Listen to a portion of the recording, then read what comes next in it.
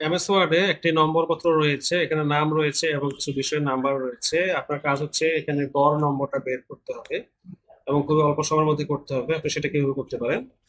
আমরা এর আগে যোগফল বের করা শিখেছি।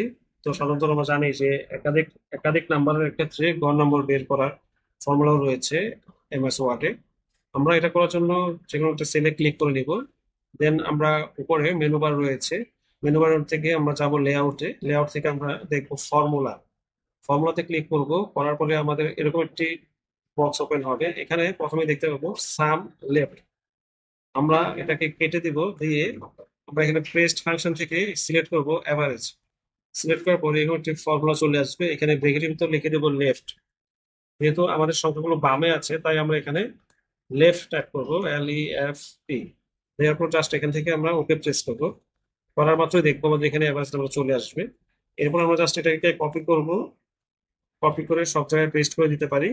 দিয়ে আমরা সংখ্যাগুলোকে আপডেট করে নিব। প্রতিটা সংখ্যা এভাবে আপডেট ফিল্ড ক্লিক করলেই প্রতিটি সংখ্যার এভারেজ আমরা খুব সহজেই পেয়ে যাব। আশা করি বিষয়টি বুঝতে পেরেছেন। একসাথে করার সুযোগ নেই, আপনাকে প্রতিটা ইন্ডিভিজুয়াল করতে হবে।